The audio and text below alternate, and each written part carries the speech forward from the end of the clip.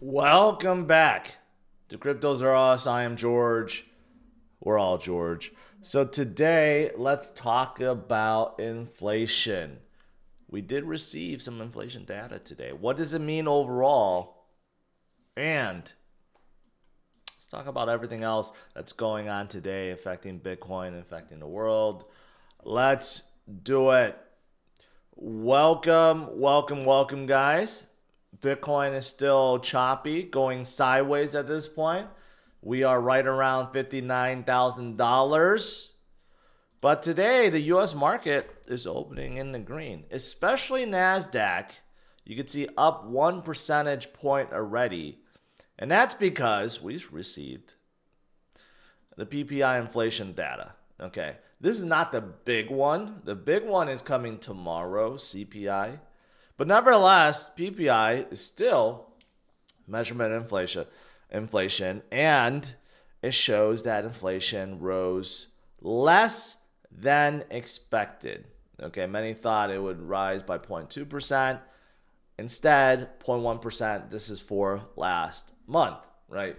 Now, if you ignore everything else, you would look at this and say, well, that's pretty good. Inflation is coming down, right? So that means goods and services and everything else in between should be getting cheaper, right? And if so, well, that is fantastic, right? Obviously, who doesn't want cheaper goods and services? The thing is, though, the reason why it's coming down, well, number one, a lot of people think this is just fudge. This is just all made up because this is giving Powell excuse to cut the Fed fund rate next month. But also, you got to pay attention. The reason being why this is a little scary is because now we're starting to see more and more people doing poorly in the U.S. Okay, here's an interesting one. U.S. households are increasingly concerned about not being able to make minimum debt payments, right? And this threshold has crossed to over 13%, and it was as low as 8% back, just a few years ago, right? So people are concerned that they're just not able to just make everyday rent now, okay? And that's because the economy simply isn't doing as well. Unemployment is certainly going up. It seems to be going up every month now. Jobless claims seem to be going up every week. And overall job numbers are starting to decrease. In fact, the last jobs number, it came in like 40% lower than expectations. Even Home Depot right here, look at Home Depot tumbles 5% after weak earnings and disappointing guidance, right? So here's the thing, here's the reality. This was what Powell wanted all along. He wanted elevated rates to get people to become poor. So, and the reason being, because once they become poor, they stop spending. And once they stop spending, then the price of goods and services should go down, right? But now we're at that point where it seems like we have tipped over the edge. And we are retracing down in a big way, right? And even though inflation data shows that things are getting a little bit cheaper, are they really? Or is this just a reflection of the overall economy and how the economy is just getting weaker and weaker and weaker and weaker and weaker, right? So it's just never ending. It's a vicious cycle that continues forward and forward and forward forever, right? And tomorrow will be interesting with CPI data. It should show the same thing. It should show that inflation either went up less than expected or it went down even more. The last few readings have been encouraging, so we may see CPI show things are going down even more. But overall, what's disturbing is, has Powell waited too long, right? Should he have cut the Fed fund rate last month and not wait until September to do the very first one? It'll be interesting. It'll be interesting going forward. Only time will tell if things are just too late. And if they are too late, then what's going to happen? We're going to fall into recession. right? And the other countries are kind of feeling the same way right now. We're kind of in a weird situation where either we have to cut, or I don't know, other countries are just waiting to cut because they want to see Powell make the first cut. I don't know. It's weird. But anyways, how this relates to Bitcoin is, yeah, again, if you want to opt out of all the shenanigans, you want to opt out of your purchasing power dissipating because of inflation, and you want to opt out of everything that you hate about central banks, you opt into Bitcoin. That's really what it comes down to, right?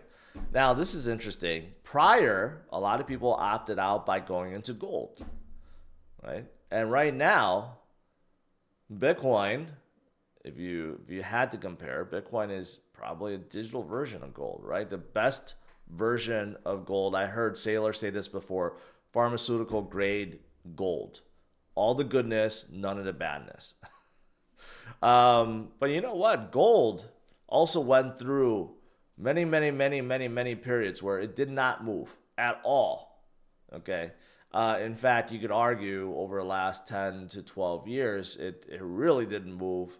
But there has been stints where it kind of hovered, it went up, and people are saying, well, Bitcoin is kind of moving the same way right now, right? If you look at what happened since 2020 till now, gold have started to rise, right?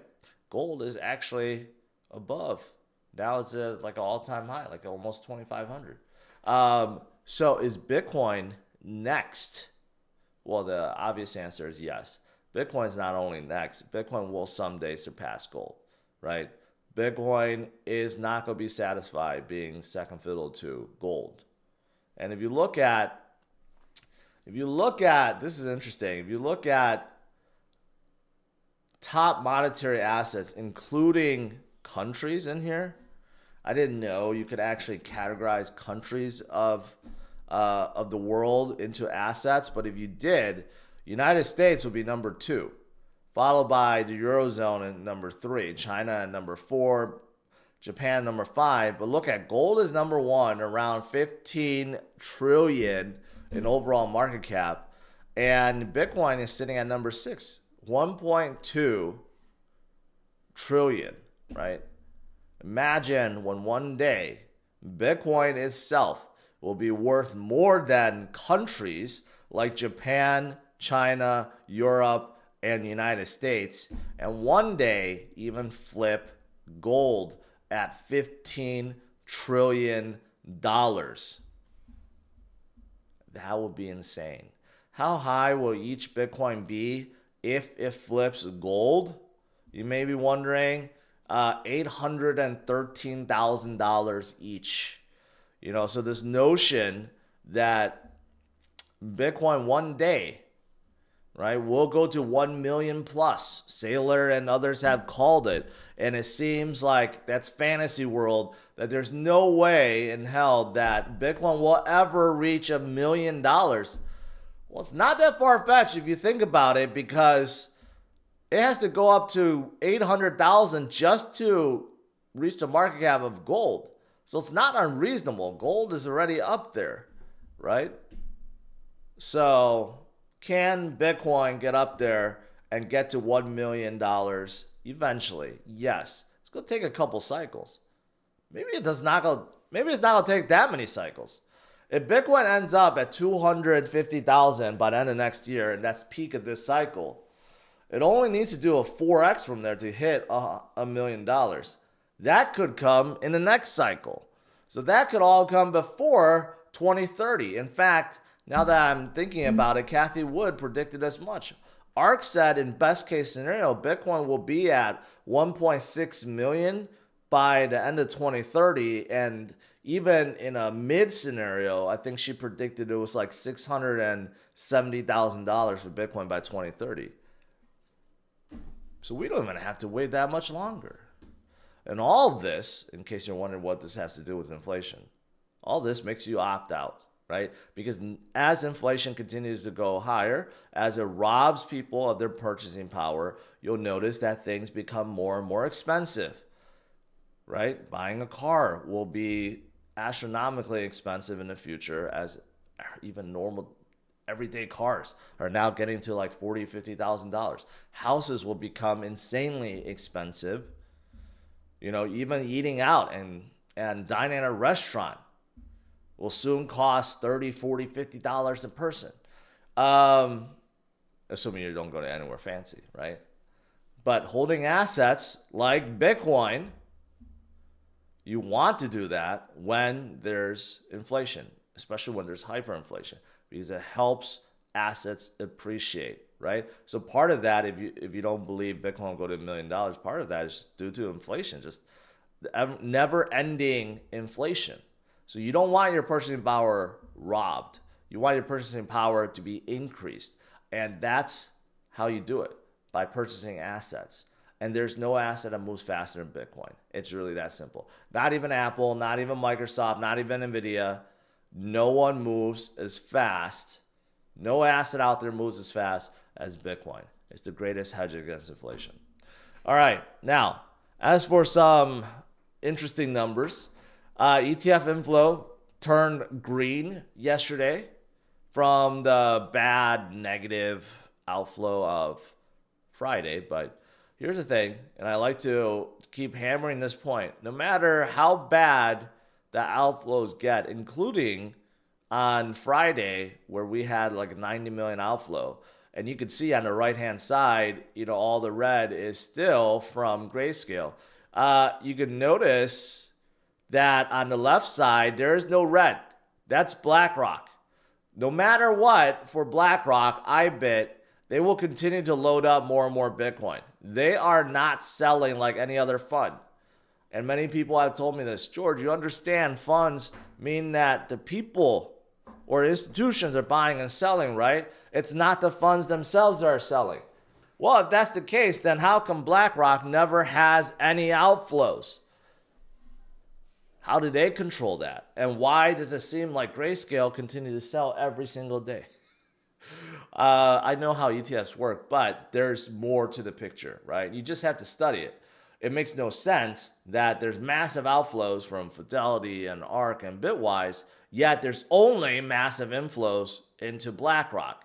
You can't tell me that Larry Fink and BlackRock itself is not playing some games right now in terms of let's just accumulate as much as we can right now while the markets are still unstable, so to speak, with some FUD out there. But anyways, BlackRock continues to inflow, and others that have implemented Bitcoin strategy are doing the same. Metaplanet just purchased 57 Bitcoin, right? They're purchasing on a smaller scale, but still, this is adding up to tens of millions of dollars. It seems like every month now, not even every month, every few weeks, they're purchasing more Bitcoin, and they're raising like $100 million to buy more Bitcoin. So they know what's up. And so many others do too. I've covered Mara, right? They're trying to raise $250 million to buy more Bitcoin. And it's oversubscribed. Every time Saylor has a convertible notes offering, it's oversubscribed too. So he's trying to raise $2 billion. I would not be surprised if he comes back with like $2.5 to $3 billion. Mara could be the same thing. They want to raise $250 million. They may end up raising like $400 million or $500 million. The reason being people, well, Wall Street specifically, loves Bitcoin related stocks now. They love it. They see the potential of Bitcoin. Back in the day, MicroStrategy was seen as a redheaded stepchild of public traded companies. People laughed at them. Now they're like the darling. Okay. And the same thing with Mara, and it's going to be Metaplanet, same thing in Japan. So everyone is looking to buy more and more and more, except Mt. Gox. Okay, Mt. Gox is not looking to buy more. Mt. Gox has just distributed another $2 billion, this time to BitGo. They've been distributing like billions upon billions to all the exchanges. Soon, there will be no more. Soon, we will not have to worry about Mt. Gox ever again, right? So let them distribute. And these exchanges have been distributing. And so far, I mean, we haven't seen massive dumps. It was always predicted when Mt. Gox distributes that 180,000 Bitcoin, it's going to tank the market. It's going to bring it down to its knees. It's not. Most people that are getting it are just holding it, right? Why would you want to sell Bitcoin now, one of the worst periods to be selling, right? But the good thing is we may be over from this soon, forever. We're not going to hear about Mt. Gox ever again. It's such a stupid name, too, if you think about it. Magic the Gathering exchange. And somehow became a Bitcoin exchange. All right. Now, moving past that, what else? Well, a few things that show that, of course, a rebound is imminent. We're in that rebound zone. Okay. And this is showing exactly that. Just like in 2020. Right? If you're looking at the stochastic level, and you're looking at what happened in 2020 right before the big parabolic move, right? And it all started around the same time. It started exactly around the same time period. So we're like at that stage, okay, where this guy's labeling the last accumulation opportunity. You know, I just got done talking about Larry Fink, right? Why do you think he's accumulating so much? Maybe he understands this too, that this is the time to load up as much as you can before Bitcoin just explodes and it's never going to look back. Here's another pattern comparing to the same time period where we had this broadening triangle, broadening wedge, and we're looking at the same thing. And if you look at it, that's a giant cup and handle, right? If you look at the period since the top from 2021 or 2022 to now, it's a giant cup and handle, again, showing that we are about to rebound in a big way back first to 73,000, which will wreck about $15 billion worth of shorts. Okay, and now push us higher. And then once we get above that, I don't know where we're going to end up. But I still maintain that we have a really good shot of breaking to six figures even by the end of this year. It's still early. And Bitcoin, as we all know, moves very, very quickly. Very quickly indeed. So within a single month, even if we're in November and we're at $60,000, there's still a good chance in December, even that 1 month period, to make tremendous moves. Especially when you see this. $1 billion being minted at Tether. Happens all the time. All the time. Right? Why do we see this all the time? Because there are a lot of big whales that are coming in.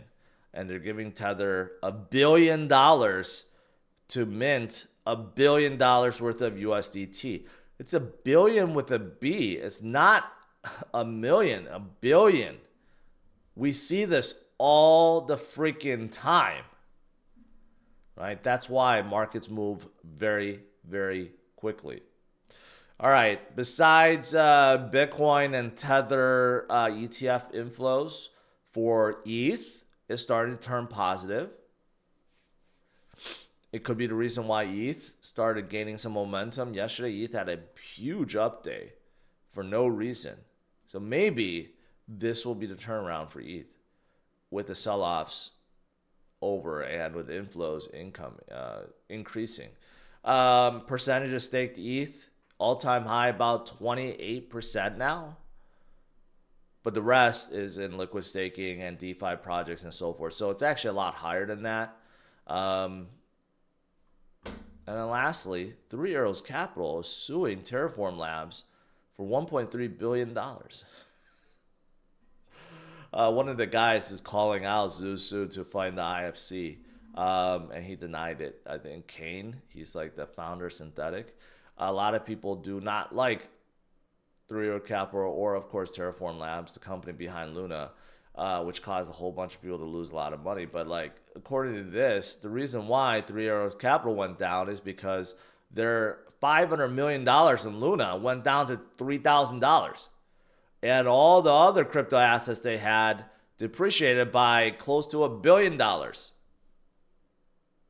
Just seems like they did not have a risk assessment strategy or a risk assessment officer, and that's just irresponsible.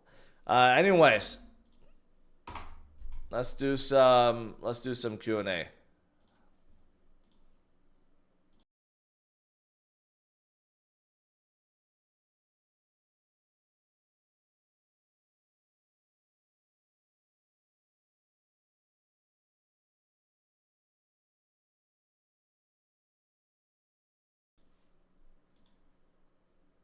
Today, Coinbase is up, Nvidia is up again, MicroStrategy is up, Tesla's up. Today's a good day overall for markets.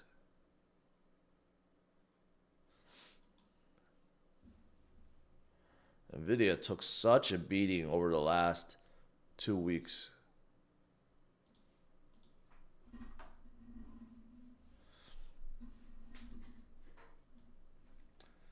All right, let's see. Let's scroll up here.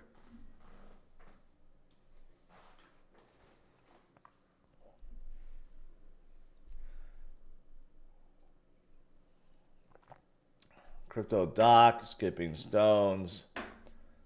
Good morning. Stephen Young says, come on, George, I need you, bro. Awkward, but I appreciate it.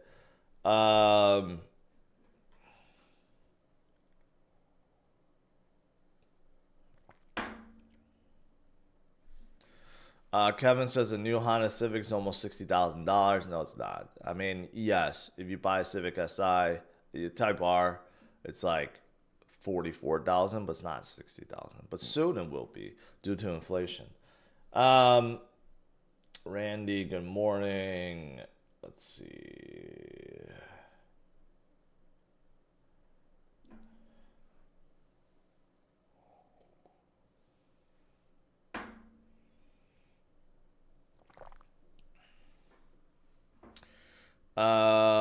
Finally live. Our time zones are different. Greetings from Netherlands. Greetings.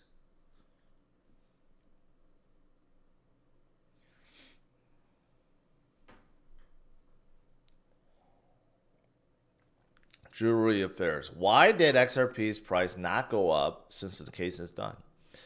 It's a complex question. There are many things going on with XRP. We got to thank Ripple for winning the cases for us. They spent boatloads of money, but that doesn't ultimately fix the issues with XRP itself. And Ripple is launching their own stablecoin. They're going to do IPO. There are a lot of things that may be taking the momentum away from XRP.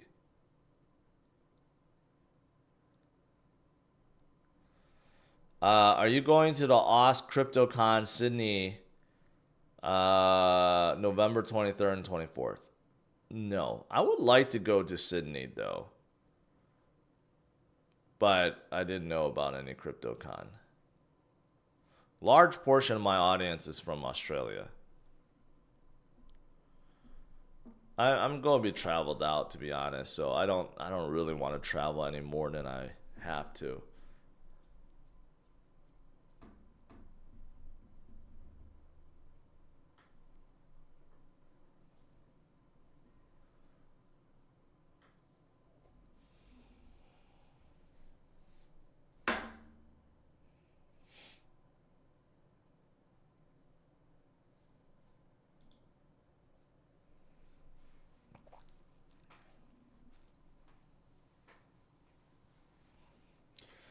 Yeah, YouTube breaks down my viewership most. It's like 40 something percent in the US. And then it's like almost 20% in Canada. And then a large amount in UK, Australia, and then some in Asian countries, Southeast Asian countries. And then spread across various other places. But primarily North America, I think a lot in Europe, and some in Australia.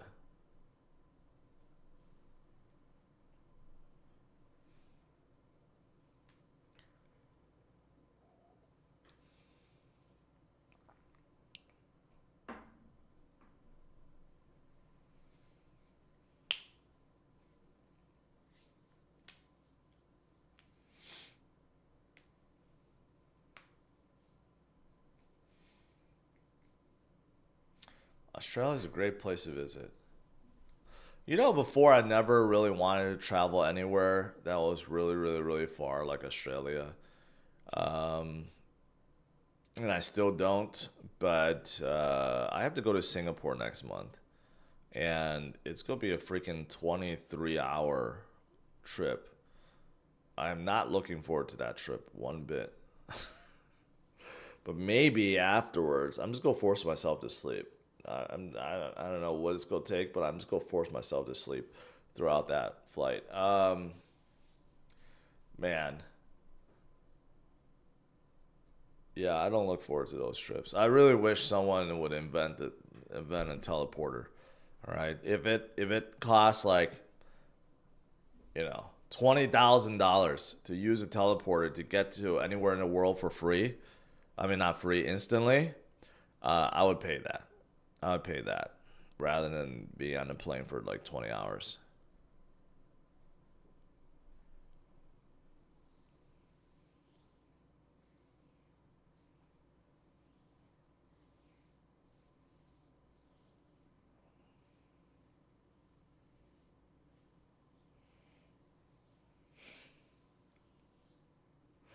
Chit chat. I'm not so sure that's.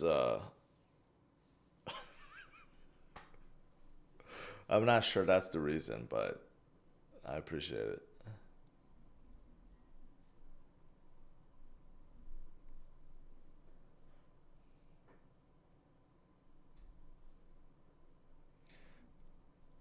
I've never been to Italy, although I hear really good things about it. I haven't been much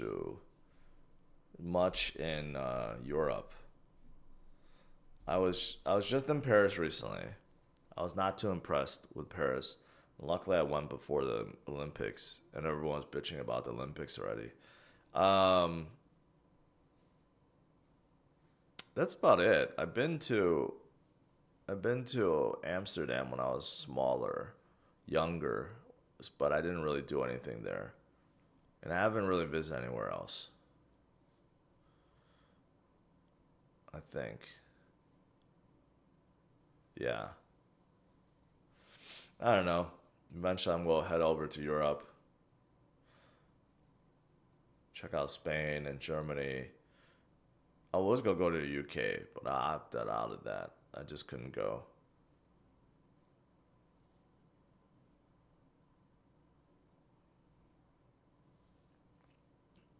Joe Stringer says, "Hey George, with exchange reserves being at all-time low, do you think they purposely suppress the price for the miners?" It's not. It's getting close to all-time low, but it's not quite there yet. Bitcoin reserves are down to like 2018 levels. Um, but if it gets to a point where it's like down to like 2012 levels or 13 levels, that's when we're going to see a big difference. Right now, I think you're right. There's still some, you know, I think there's still some manipulation going on, some suppression going on, but in the end, it's not going to matter. It's just supply and demand, right? The demand keeps going up, supply keeps going down. It's going to make a difference, and it's going to happen sooner than we think. That's really it.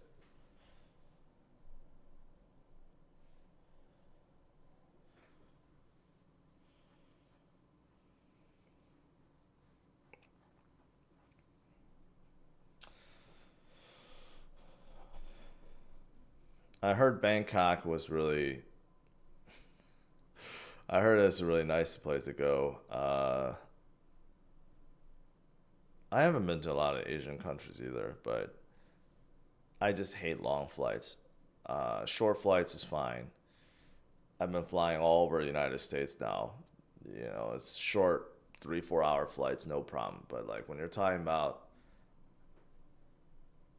even 8 hours, I think it'll be fine to like Europe and stuff. But like when you're talking about like 12, 14 hour plus, that's just too long. Um,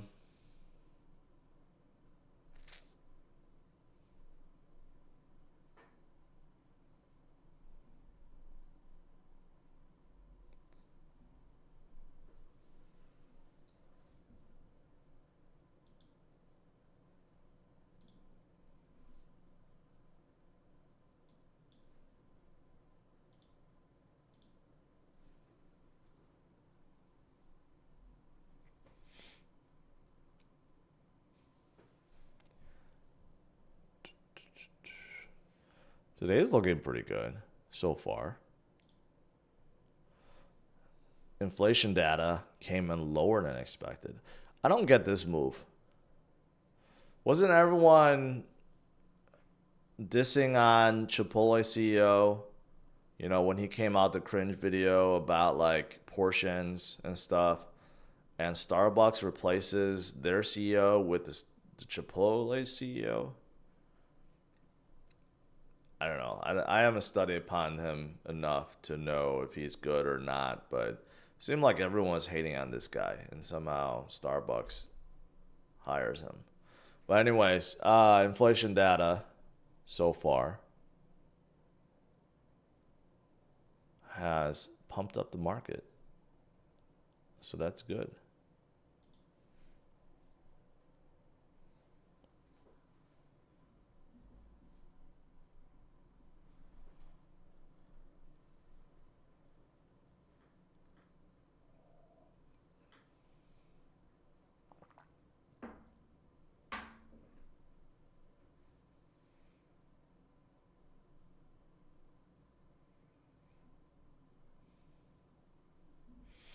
Are any of the AI projects a good buy? Um,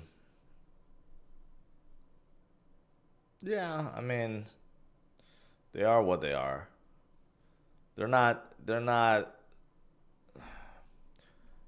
anywhere close to like what, you know, ChatGPT or Gemini are doing.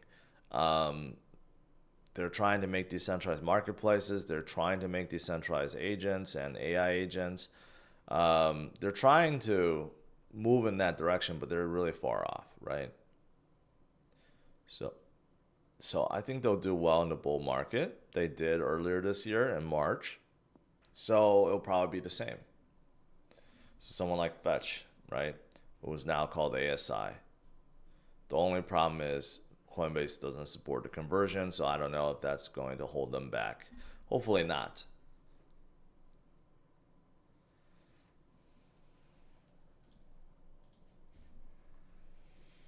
Carpo's asking about Topia.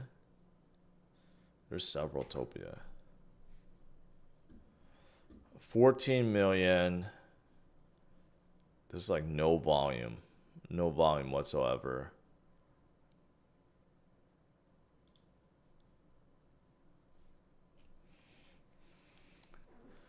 Looks like a Minecraft copy. Hypetopia. I mean, it looks great, but that looks exactly like a Minecraft copy. They better be careful they don't get sued.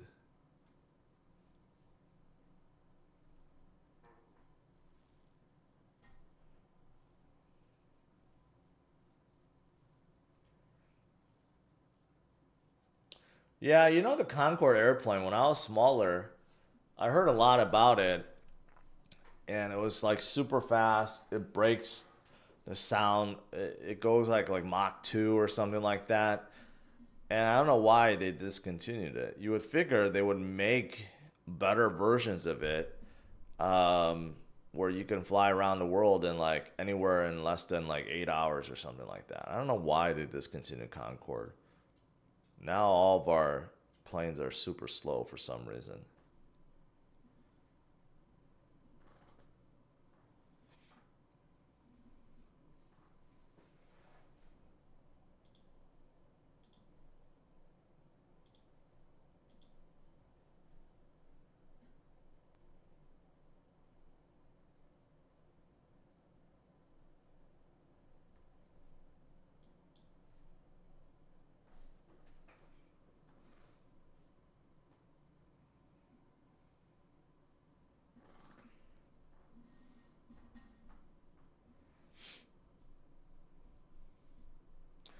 Concords are too expensive to run. I mean, if you get enough rich people to pay for them, I'm sure they could figure out a way to do it.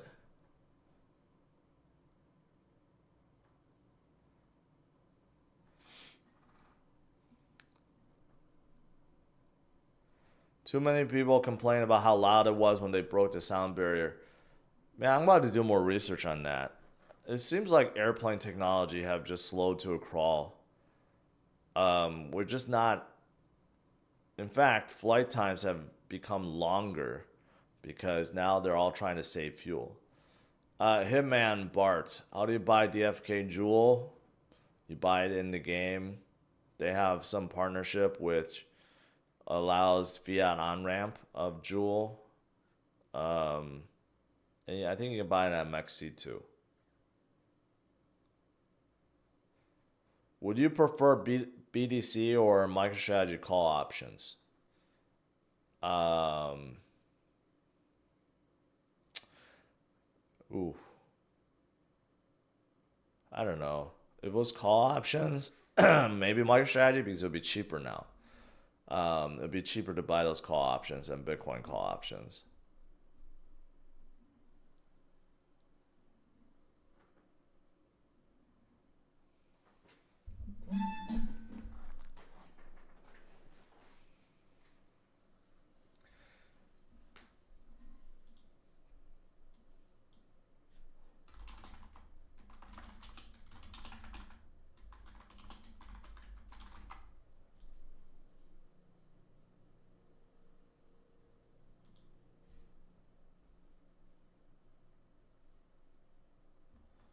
Look at this craziness.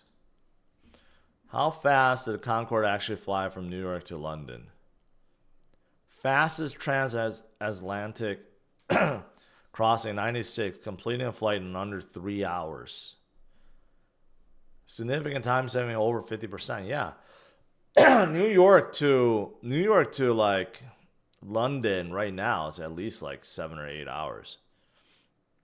And this bad boy did it in 3 hours.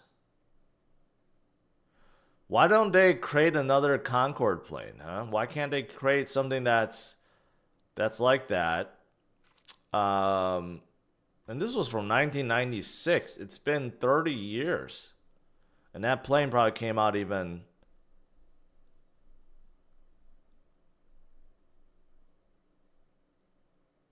Man, it went Mach 2. Cruising speed at 1,300 miles per hour. I think most planes now are cruising at like 500, 600. Yeah, this is roughly twice as fast. I don't even know if plane goes 600 right now. I think that it's more like 400 or 500.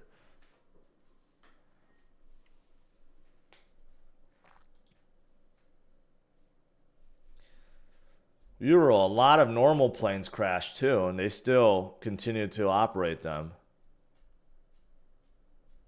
Look at those jet engines, man.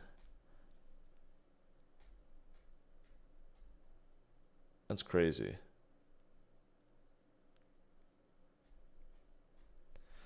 The turbofans on the Concorde were fitted with afterburners. Man, that's nuts.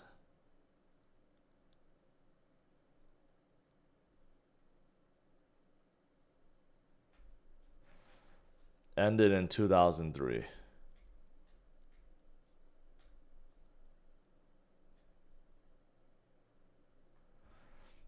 Yeah, they need maybe they could come out with a plane that's not as fast, not Mach 2, but maybe like Mach 1 or something.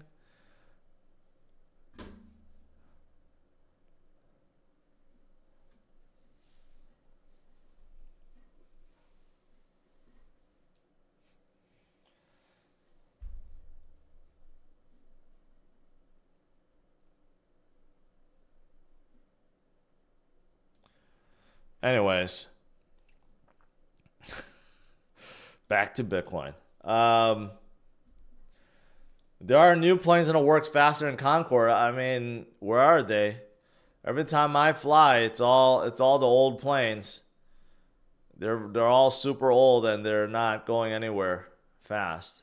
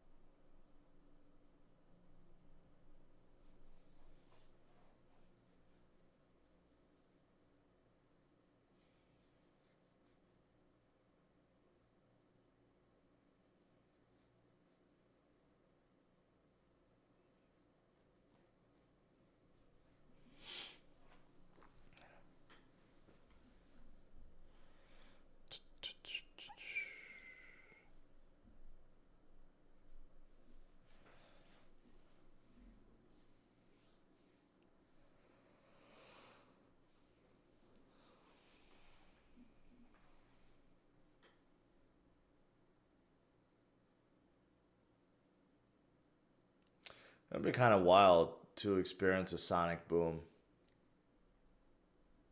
I wonder what it actually sounds like.